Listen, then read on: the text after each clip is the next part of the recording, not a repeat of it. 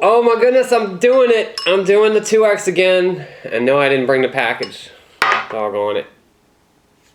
I didn't remember the package. I usually flash the package, but you know, I'm going to have pictures of that over here anyway, so. I decided to do the 2X. I've got napkins sitting here. I've got no drink. Oh, I didn't even wipe the table after the last video. It's still crumbs. Okay, I'm going to just eat this, and what I want to do is not edit. Not do a bunch of cuts. I want to just eat, and just so I won't really be talking, but I don't know, I want to try and get it out. The 2X, oh, I did want to point out the interesting thing about the 2X noodles that have a chart on the package that says 88 or 8,808 Scoville units for the 2X. But somewhere else is like 8760 something, so there's two different charts that have come from different places. I think that's interesting. So there's, I don't know, 8,800. Now I'm procrastinating because this is going to be hot. I licked the spoon and my tongue was burning just licking the spoon. So I'm reminding myself how hot the 2X noodles are, and I'm just seeing what my reactions are, because the Paldo volcano noodles, I had some nasal drip going on, I had my nose running, but my eyes weren't tearing up, and I wasn't hiccuping, and I wasn't, but with this, I just want to see what's going to happen to my face when I eat a pack of 2X, and how long will it take for that burn to cool off. That's the more important thing, because I think Scoville units shouldn't be based on a system where somebody was taking tablespoons or teaspoons of sugar, or so, because how do you get up to 3 million Scoville units? You're just, at that point, you have a base Scoville measurement, and then you just estimate. That's all it is. All those millions of Scoville units, that's an estimation based on probably the molecular structure of the liquid itself. You know, how many, they actually have to count, almost like a blood cell count probably, I don't know, they have to count how many, whatever they are, like how many capsaicin crystals are in a sample or something, and they can use that number. Oh my god, my nose, I just licked the spoon before I started shooting, and my nose is already trying to, like, I feel it. Like, I want to sniff already, just having a little bit. Okay, so let's start here. Okay, I can't even base the timing on the camera because I'm starting so late. I've already, let's see if it's 3 something. I'm going to cut stuff out. Okay, here we go. 3:30 something. Okay.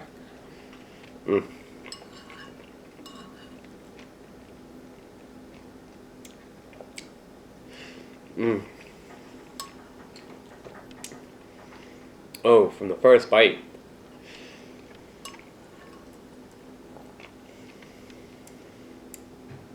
Oh. And I have a whole 5-pack of these.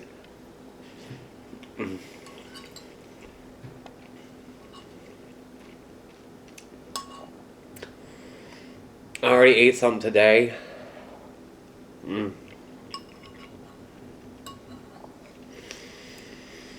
ate... Oh, excuse me. Hiccups.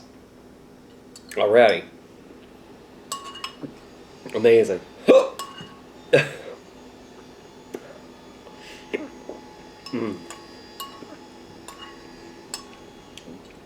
That was fast.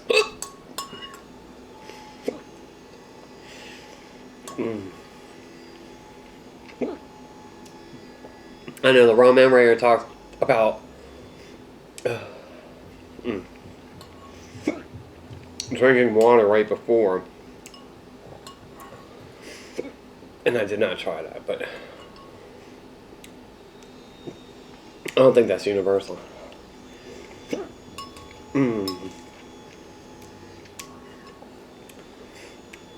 And the hiccups will subside.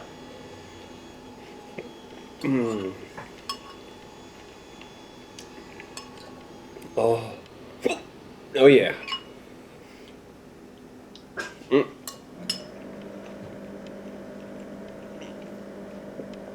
Oh, you got a cat over here. Kitty, kitty.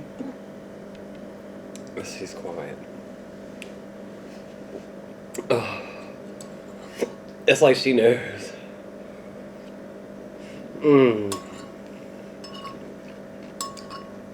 Oh.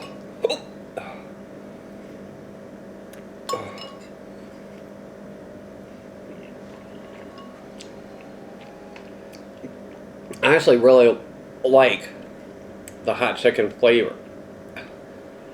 So the fact that it's 2x.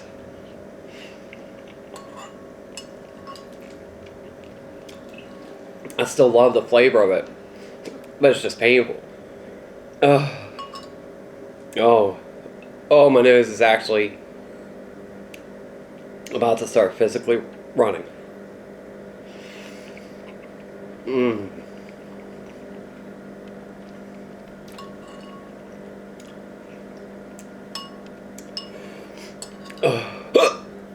Hiccups. My eyes are tearing. My nose is running.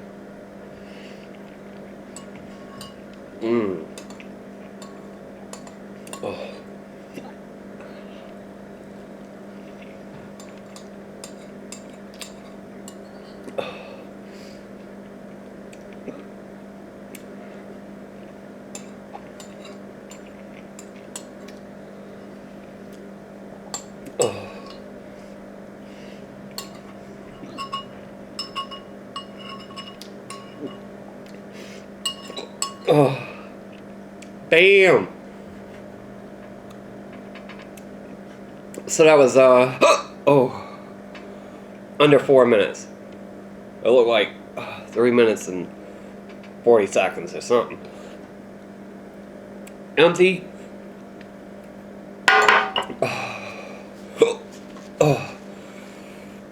Alright, so I saw the time.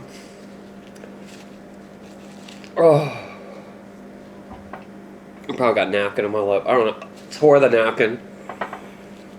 Let's see that orange. Okay. My right eye, I feel like an actual tear left my right eye. And okay.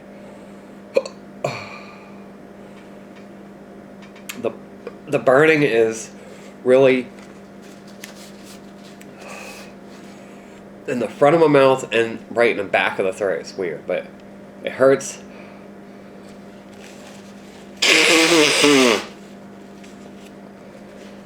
I had to blow my nose because it was literally full. My nose was just running freely. My right eye already had a tear coming down. Oh my goodness. I had a napkin failure. I had so much mucus coming out my nose that it got out the napkin. Oh.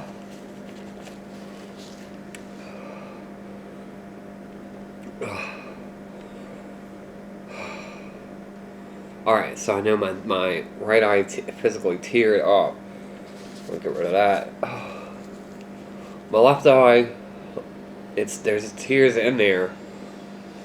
They're not getting past the eyelash, though. There's actually moisture. Okay.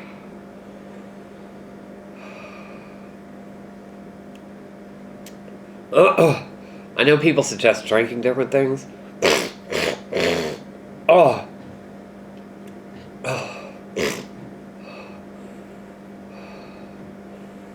But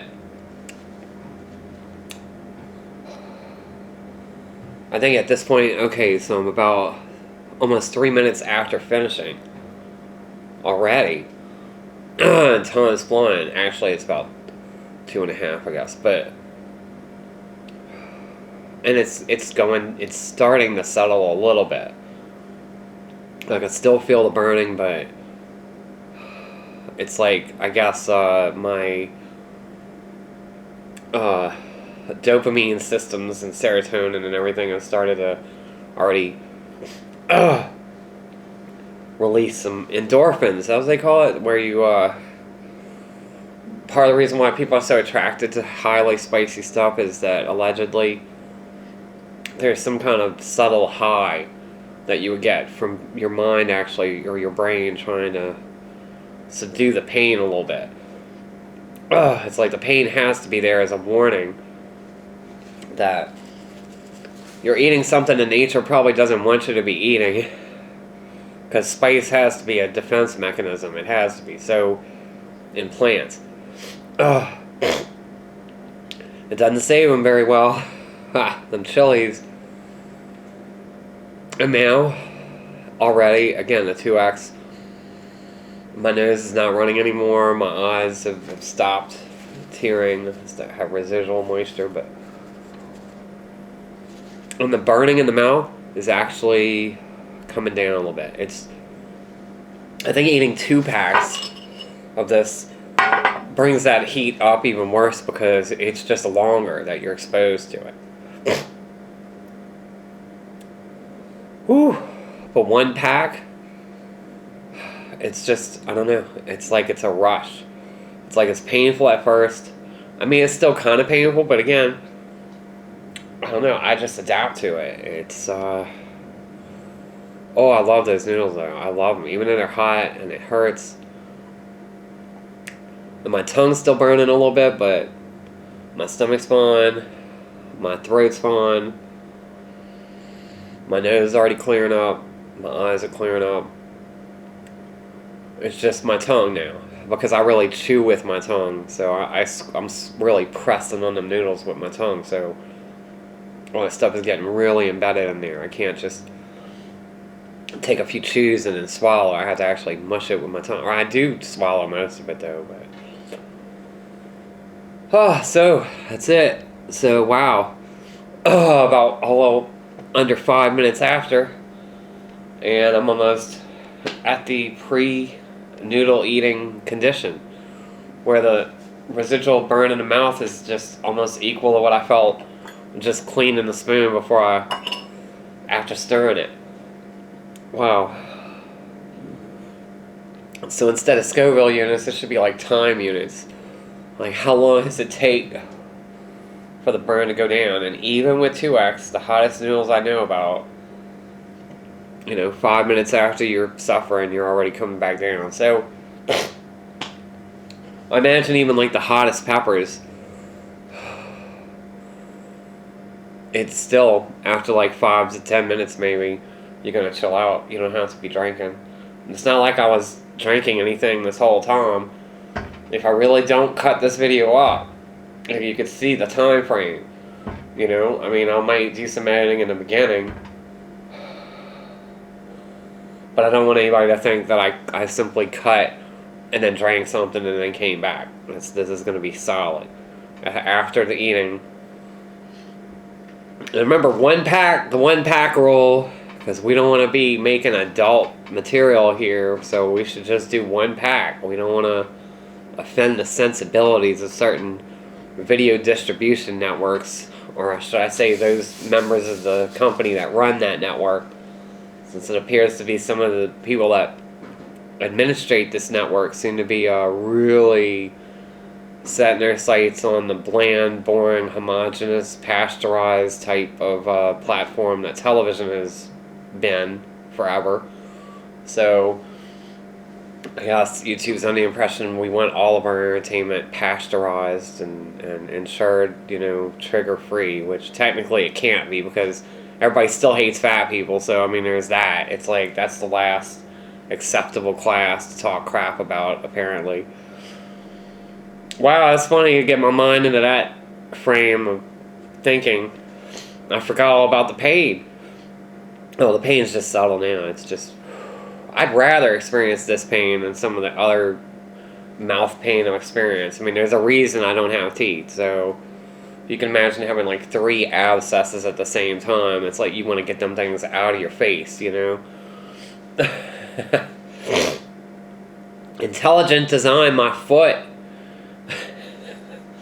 The teeth were not intelligent, or they oh, it's not that. It's our diet. I keep forgetting. That's, been talked about over and over, that they find fossilized remains and find ancient skeletons with all their teeth, perfect condition. It's like, because they were eating stuff they were supposed to be eating and not eating stuff that they weren't, I guess. It's funny how ancient people had a better grasp of diet than we do now. Since nowadays we like to eat cellulose and petroleum byproducts, that's got to really help our digestive system out a lot. Eating indigestible things. I guess if we eat it long enough, we'll evolve to digest it or use it nutritionally. I don't know, but wow, 16 minutes. Okay, so I guess that's enough. I could sit here and just vlog, but this is supposed to be eating, or is it? I'm gonna end up switching over to vlogging some too, because I know people are gonna get tired of ramen, but ramen is just a vehicle for me to do something in front of a camera. It's like it's a prop for me. It's the ramen becomes, I guess, something to talk about. But fortunately for me, I can obviously find a wide span of stuff to talk about, which means as long as I avoid certain subjects, I think I'd like to do reaction videos to reaction videos. I like to react to people reacting to the size acceptance or body positivity, because I still think anybody that says, oh, body positivity is sending an unhealthy message, those people, what they're saying is they want fat people to just hide themselves forever and just not dare get in front of a camera or even go out in public, I guess. I don't know. It's not everybody. It's just a very loud minority of people that seem to have this weird issue. Because technically, if obesity is allegedly an epidemic, then that means it's not like a couple dozen people here are overweight. It means that a majority of people are overweight. So when people are talking smack about people's size, they're talking about their own relatives, they're talking about their own alleged friends.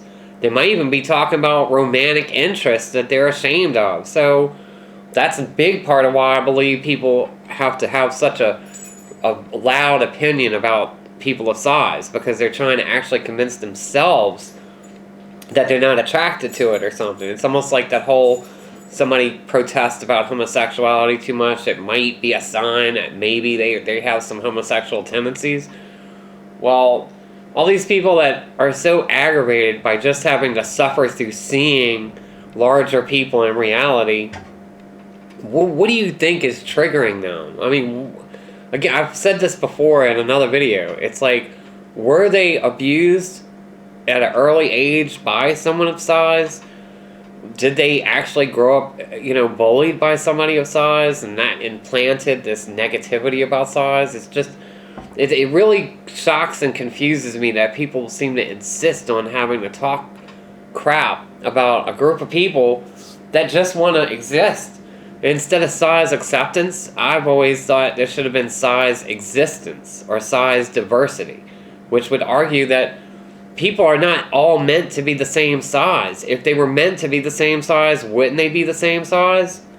Why is it a news story when somebody loses weight? If it's so easy to lose weight, why does it get in the mainstream media when somebody loses weight? Why was Jared given the position at Subway he was? It's like, because it's technically actually kind of rare when somebody just naturally, through their own will and through no surgical or pharmaceutical intervention, they're actually able to lose a substantial amount of weight. It's actually an exception, not the rule. And even surgeries, if lap band was so great 10 years ago, why are they undoing lap band now? If, people that just talk a lot of crap about size acceptance have no idea of what's going on behind the scenes. They think it's just as simple as people can't stop shoving food in their face. Well, if it's a matter of personal responsibility, why is obesity an epidemic? If it's allegedly just people gorging themselves to the point of gaining weight, why is it a majority of people this is happening to, and yet we insist on blaming those people? I mean, I've never seen a bigger, more massive case of victim blaming than in the case of obesity, because I believe obesity is a man-made epidemic. It's like, and the very people that are responsible for it they are not going to correct it. They depend. I'll put it this way: obesity is great for the bottom line of a food processor or manufacturer. Obesity is wonderful if you can get people to.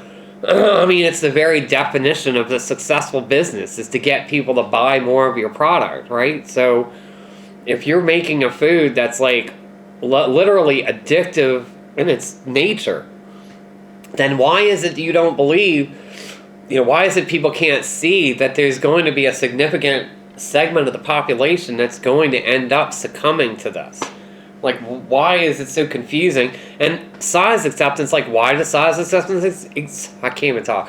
Why does size acceptance exist, despite the fact that people seem so triggered by it? It's because people can't wave a magic wand and stop being fat. It's amazing to me that people are being told to just stop. Just stop it. Just change your physical body in this reality. Just suddenly and abruptly just stop being obese. Just quit it. You're making us all look bad. Like, what? Again, the very people that are complaining about size acceptance don't realize that by the mere act of complaining about size acceptance, they're actually contributing to this mob mentality that, let's get the pitchforks and the torches against fat people because, they're a problem. It's like, why are they even a problem to most people? Why would the average person have such a problem with the mere existence of overweight people? It's like, they just don't want to look at them.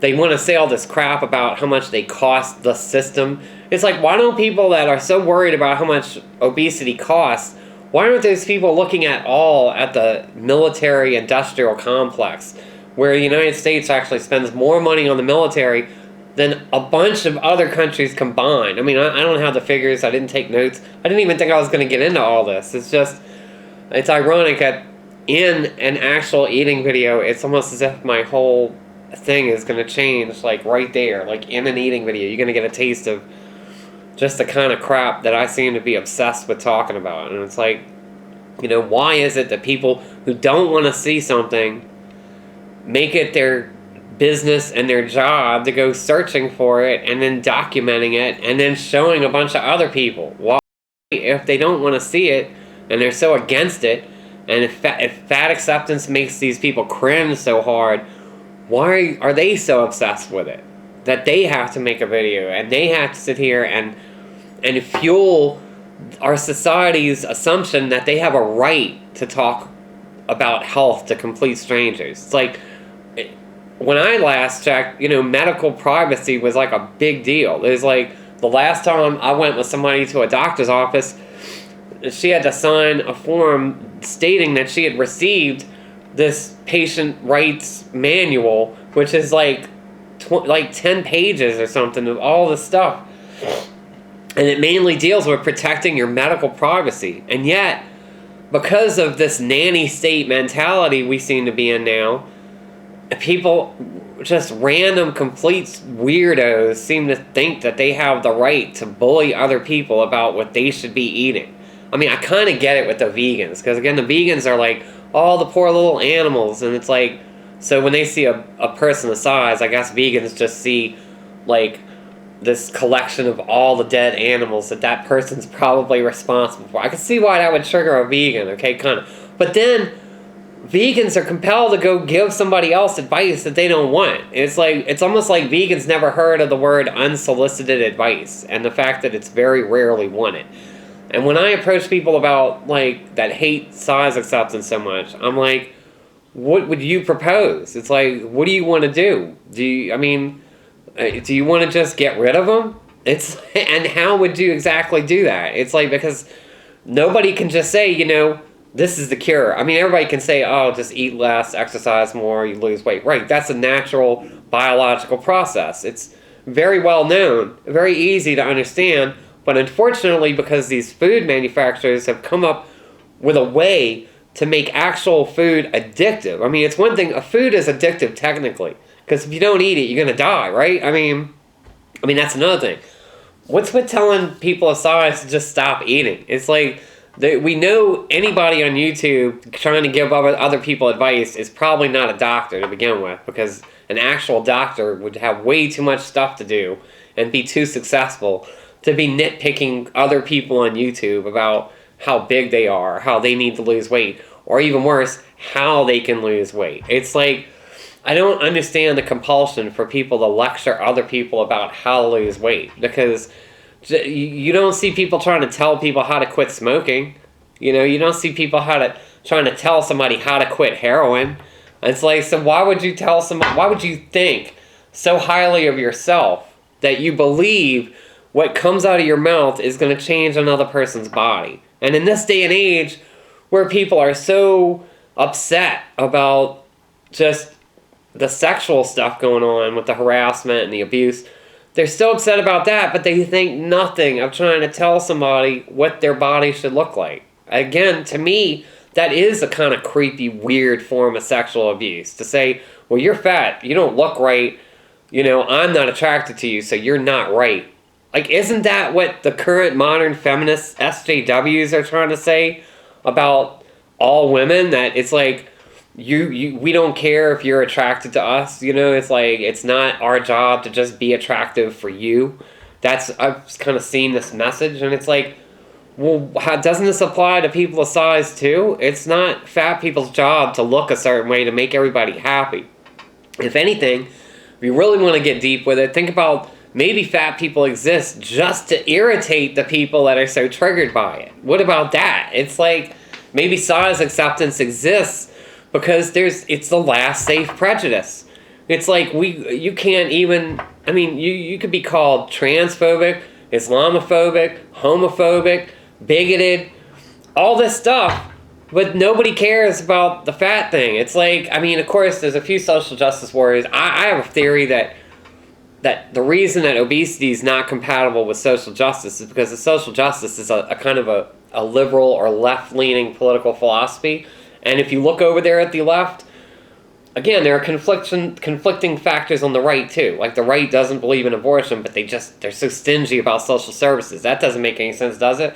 Well, the left does the same thing. The left is all like, don't, you know, be respectful of somebody's feelings. Don't hurt people's feelings, you know. Don't be a racist. Don't be a bigot. Don't be transphobic. Don't be Islamophobic.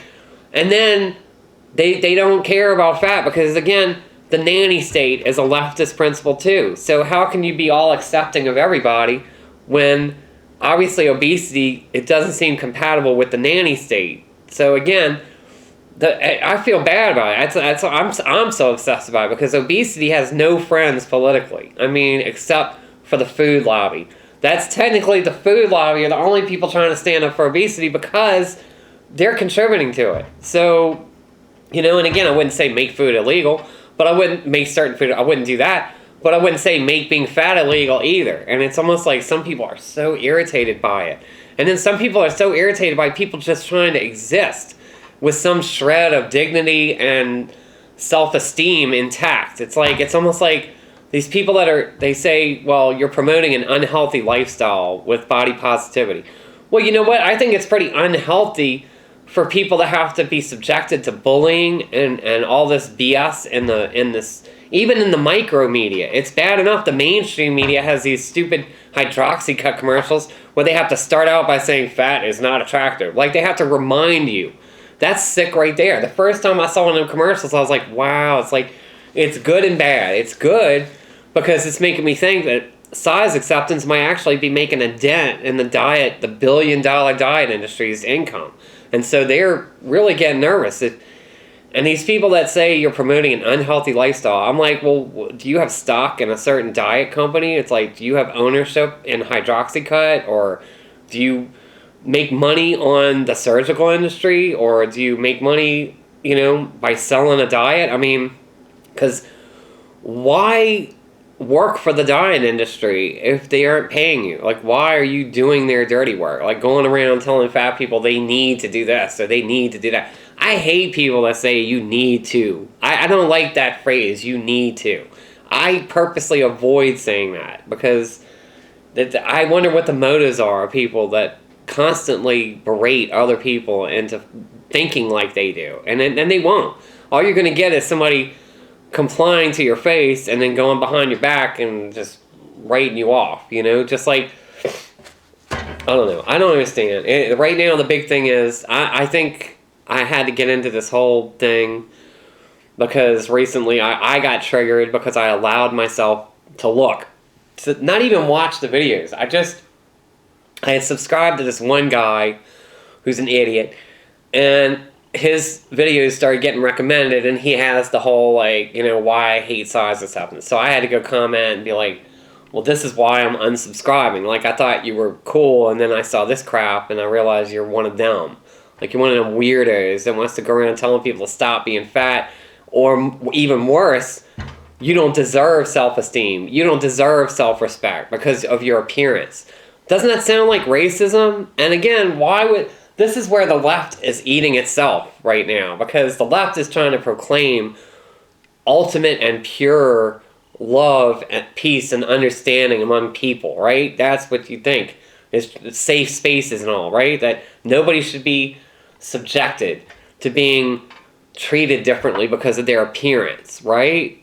Unless you're fat, because if you're fat, you're not compatible with socialism, communism, and you're definitely not compatible with the nanny state. Because again, when they talk about liberal politics, it's like, I'm under the impression, I could be wrong, because I'm not a political science major or something. I'm not a politician. I don't even vote. So, where politics is concerned, I'm under the impression the nanny state is a leftist principle, because if you're going to share resources among people, then obese people would be perceived as taking up more resources than they should in like a socialist system. So the nanny state at the left is constantly driven to go toward that socialist platform. They kind of have to be nannies, because guess what's going to happen? If, hypothetically, there was socialism, how do you think people of size would get treated? It's like if the main marker of countries in the past that have gone socialist was like starvation. That was the first thing. It's like in the Marxist revolution, which I can't believe I even know about this. But like, 20 million people died in Czechoslovakia because they were starved out because they had the brilliant idea to go kill all the farmers, and then they suffered the consequences. It's like, that's why nanny state exists. That they know that there's only limited resources, and it's going to get tough sharing those resources equally among everyone. So obese people are going to have to just do something about that. So again, that's just the same left and right politics. That's the problem. Nobody is going to fit into either side perfectly, and anybody who's an extremist on either side is like oblivious to all of the things that they don't even agree with on that side. Like I said, I know a lot of people of size tend to be leftist or liberal, and I'm like, they don't like you. They're not on your side. They don't represent you. And what's worse is on the right, they've got the religion thing, so there's actual gluttony in this book of rules that tells you how to own a slave, by the way, which, again, why would the Bible not just outright say slavery is evil? Again, that's why we don't need religion for morals, because if we needed religion for morals, we'd still be treating women like property, and we'd still have slaves, right, if we followed the Bible. So why do we need the Bible to be moral if the Bible tells us how to own a slave instead of telling us not to own a slave? Like, that's just one condition. But anyway, so on the right, you got religion. Gluttony, of course, is going to be in that book, so they're going to call on that. And then on the left, you've got, nanny state. They don't want. I am going to have to edit one word out. Oh my God, I can't believe I did that. I actually started to curse because I got so passionate. So there you go. I guess I could do, I don't know where to end on that. This wasn't written. It's just a bunch of crap that's always going through my head. People made famous for losing weight. The first person that comes to mind is Jared. And of course, we all know what happened to Jared. He turned out not to be such a great person. So I hate it when people associate weight loss with being a good person. Because right there, that's why Jared, perfect example. It's almost like that's why that had to happen. Like Jared had to turn out to be evil. Because not only would it point out, like I said, somebody got a multi-million-dollar advertising deal because they lost weight. And that's how rare it is, first, that people just lose weight naturally. And also, there's no proof that he lost weight naturally. He could have had surgery. There's no proof. And, of course, when I say that surgery could have worked for somebody, I want it to be understood that surgery is not a magic wand. Surgery, even if somebody has surgery, they're still going to be fat after surgery. So it doesn't actually end the obesity. And there's some people that have surgery that never lose weight. There's some people that can gain weight after the surgeries. And again, if surgeries are so great, how come we've started with like stapling like 30, 40 years ago, and every 10 years they have to make another surgery, and every surgery they say this one's safer, this one's not going to kill as many people, but it always kills people. Like the surgery always kills people, every surgery. There has not been one weight loss surgery that has been death-free. It's like, and I know people are going to say, well, you know, you're going to die being heavy. It's like, well, you know what? You're going to die anyway. You're going to die, period. Why be miserable while you're alive? I mean, I know, again, some people would argue quality of life with being severely obese, it can actually diminish quality of life. Well, there is the paradox. How is it that if it's personal responsibility, if somebody can associate how big they are with what they're eating in the moment, then why is it that people who are physically limited by their size still have the compulsion to overeat? I mean, you really need to think about that, because they don't want to be that big, and they are suffering. They have pain. They do have some medical problems. But you know what? It's why I become obsessed with obesity. I'd like to see a, quote, cure, like a real cure. I'd like to see something come along that, and this is the problem, because to really fix obesity on a massive scale, I believe in fecal transplants and or stem cell use. Those are the two. And again, both of those fields, nobody's going to be a billionaire in a few short months or years being a proctologist or an endocrinologist or a, what is it? Oh, it's gastroenterologist. With the fecal transplant, that's just, gastroenterologists should be jumping on that. That would be their thing. They could make all kind of money. They wouldn't be getting rich like the lap band surgeons. And lap bands people are getting rich either way, because all those lap bands they put in, now they're taking out all them lap bands. I've seen a bariatric doctor actually say, because he's a proponent of the sleeve variation, because again, the gastric sleeve is just another surgery in a long, long line of surgeries. I went to one of these things that he was talking, like, it's like a mini seminar. It wasn't like a seminar in a big auditorium. That's actually a good thing. I'm seeing bariatric people that give these little speeches about surgery, their audience is shrinking. And I don't mean shrinking in individual size. I mean shrinking in numbers. They're actually, I remember in the 90s going to see Carney Wilson talk about her surgery, the lap band, in an auditorium full of people. There had to be over 100 people over there listening to this message. And of course, where is Carney now? Still overweight, had multiple weight loss surgeries. It's not working. And she was a commercial. She acted as a whole commercial. Okay, didn't work. She's still big. Surgery's not an answer. Surgery's not a cure. And again, if it was, then they would have come up with one surgery and they'd still be doing it. But no, stomach stapling kill people. Lap bands kill people. I've read about lap band kill somebody, dehydration. That's like insane. So, again, you know, killing people for their health is the weirdest. I call it shrink 'em or kill 'em. That's actually the strategy I see in play. Shrink 'em or kill 'em. It's like obese people have become like a medical experiment. And it's not the kind of experiment you get paid. Like clinical trials, you could actually get paid to go try a pill or something. Or get a procedure. You could get compensated. No, this is stuff that is an experiment, but you're still paying for it. And then you pay more non-monetarily later. You do pay. Because a lot of these people are not happy. They were promised something they didn't get. They never lost the weight they wanted to lose. They suffered with horrible side effects. They've had to do multiple surgeries.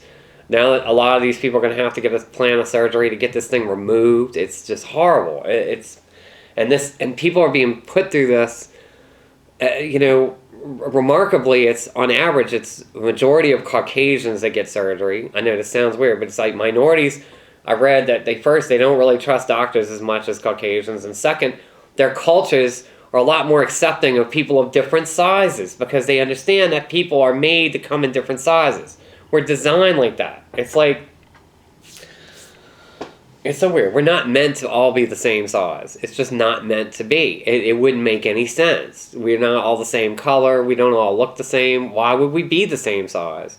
You know, in nature, you have something called dimorphism or something. I forget now. It's sexual dimorphism, I think is what it's called, where typically, like, the female of the species is actually bigger than the male. This happens in the insect world and the mammal world, and, like, every type of animal out there, there's some example of the female actually being larger than the male.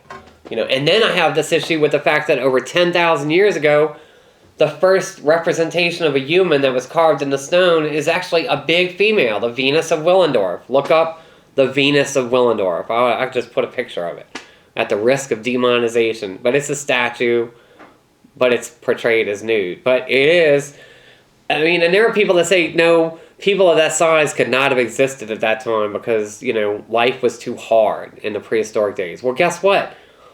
I mean, now it's come up, there's possible evidence of global civilization that long ago, over 10,000 years ago. There might have been a global civilization, a real world order that something happened to, and it's gone now. But so there could have, obesity's been around like that long, and there are some people that even tried to say, oh, the Venus of Willendorf is just, it was made out of somebody's imagination.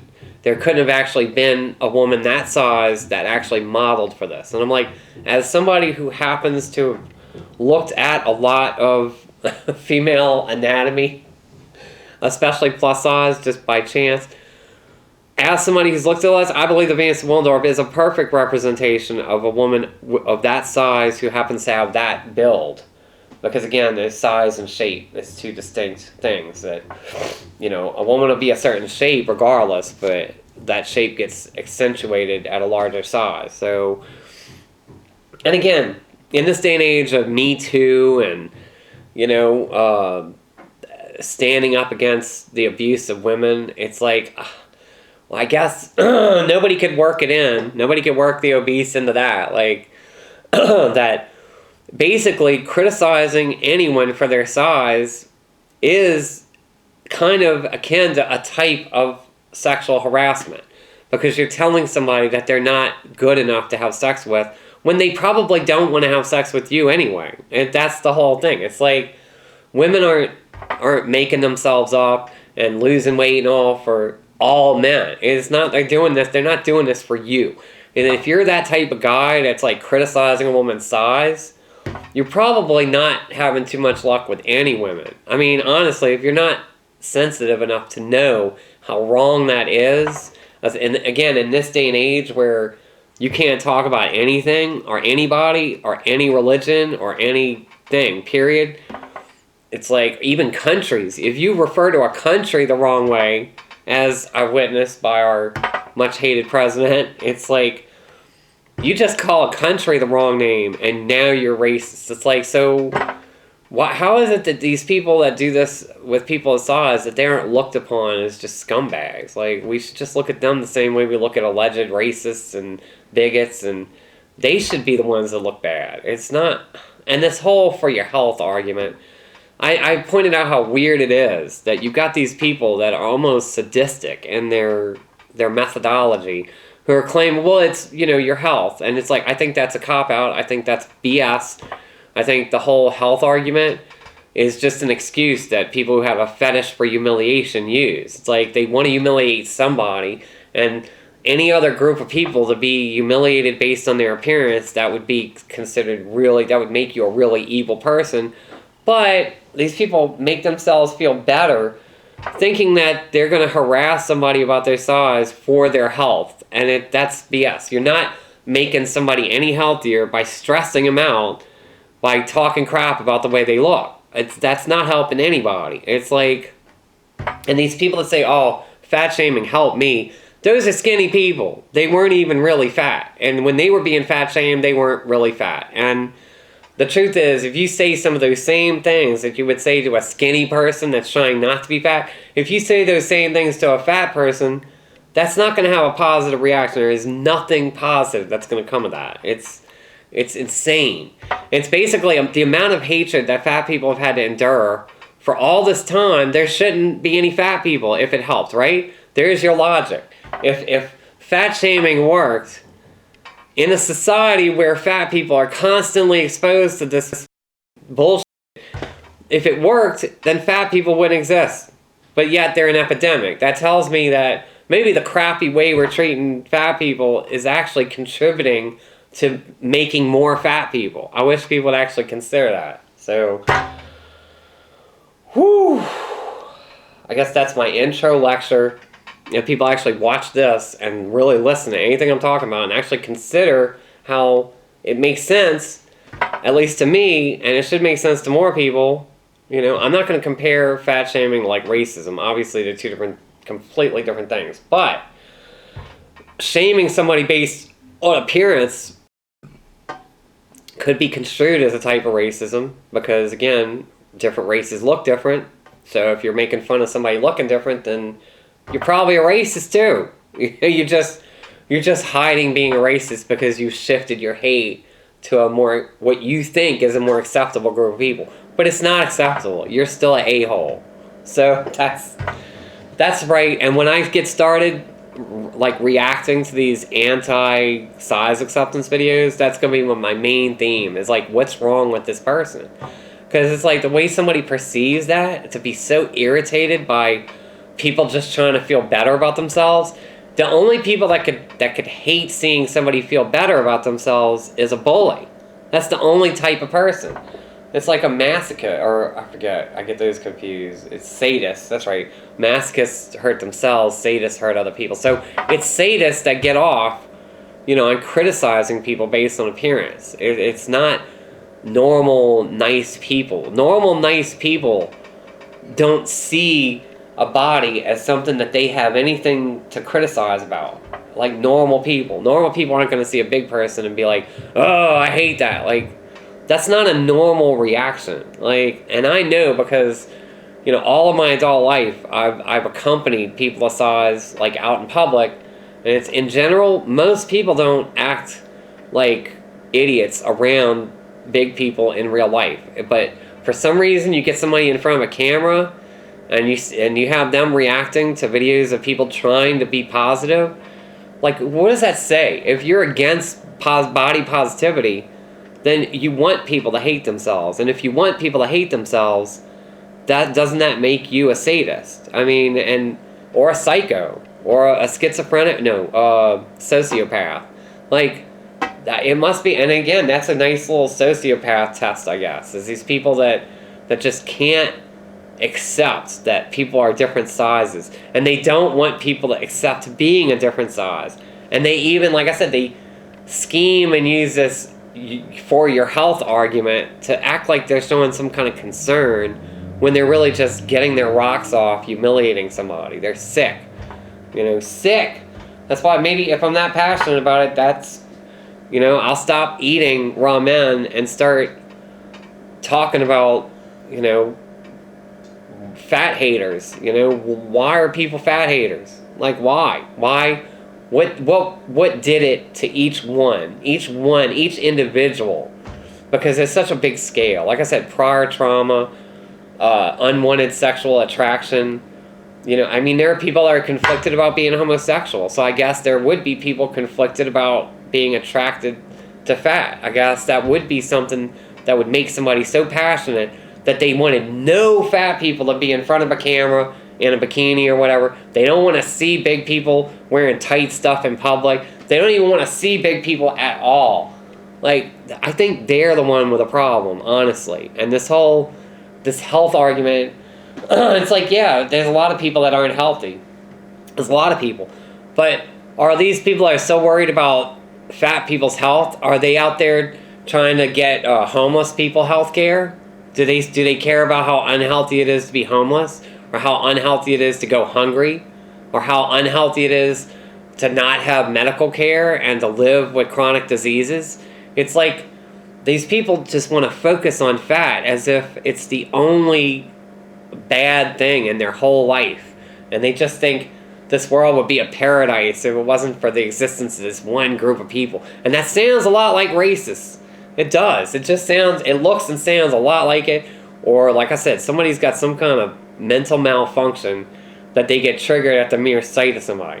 And now I get triggered seeing this crap because I hate seeing people that are just mean to other people for no reason. I don't like that. I don't like seeing it in media. I don't like seeing it in real life.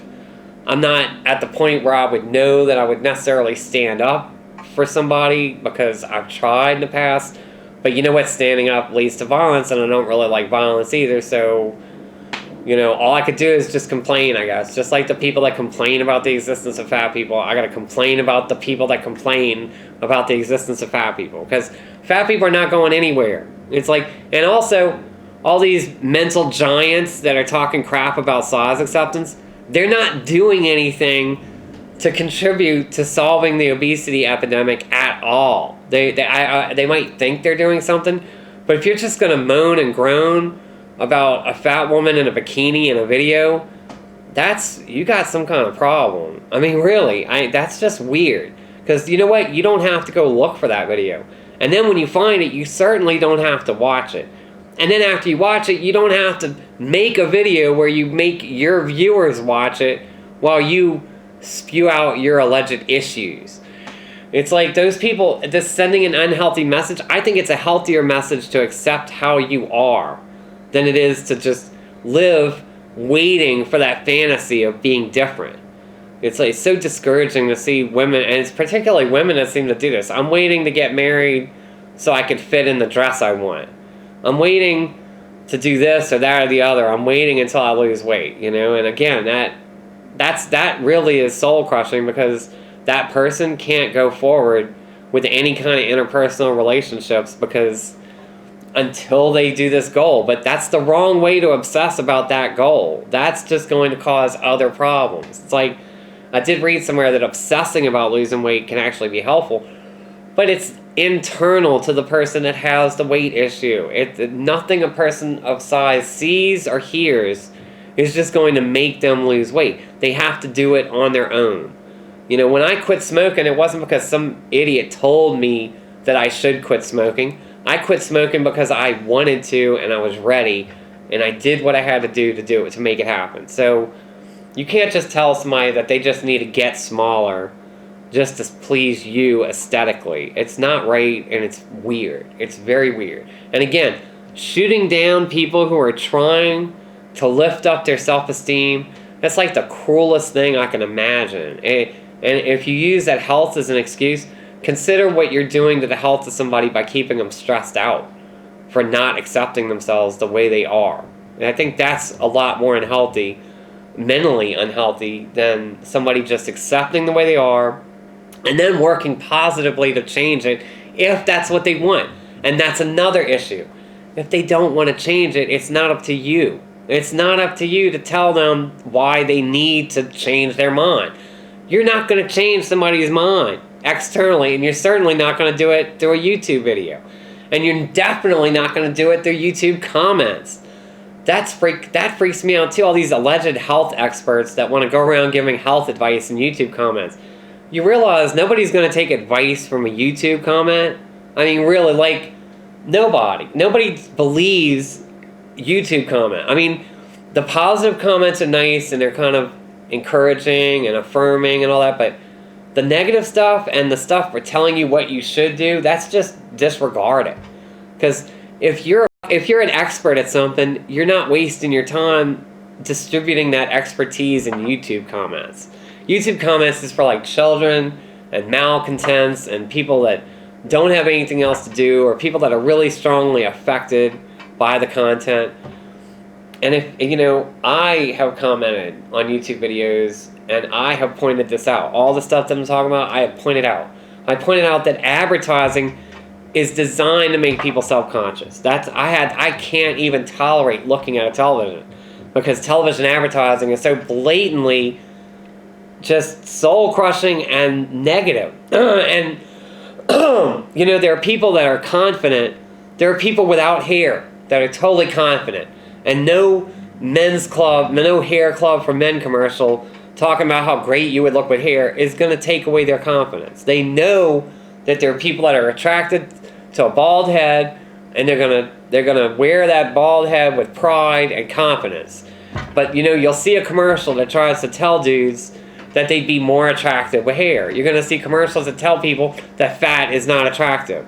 It's like that's advertising's job, to make you think you need something that you really don't need, or worse, to sell you something with a promise it's gonna change something and it really doesn't. Hair transplants just look stupid. Freaking, weight loss surgeries and pills don't work. If there was just one thing that worked, it would need advertising. Why don't people see this? Why is it a news story when somebody loses weight? Why do diets that claim to work so good have to spend a penny on advertising? Because if something really worked, that word of mouth would have that like wildfire. It would be, people would be trying it like a YouTube challenge. It wouldn't. And again, the sad thing is, the most effective treatments for weight loss are probably either illegal, in the case of stem cells, or they're just not going to be profitable enough and they're kind of gross, like fecal transplant. I like to take like Matt Stoney's intestinal biome and put it in an obese person and see. Because how can Matt Stoney eat pounds of food and not gain a pound of weight? What even goes on biologically with that? It's like, and now YouTube telling people they can't eat more than one pack of ramen. Like, really? It's nanny state. It's sad. It's nanny state. It's like, we don't need to be told what to eat. What we need to be told is what not to eat. But it's really hard because the food industry pays a lot of money so they don't have to list individual ingredients as what they are. Because when you see natural flavoring or artificial flavoring, why aren't you being given the chemical name for that? Well, you don't even know what chemicals you're eating. So, I don't know. You want to fix obesity? Look at what we're eating. Stop blaming the victim. And certainly, if somebody is just trying to live their life and trying to feel better about themselves, why object to that? Unless you really are a sadist.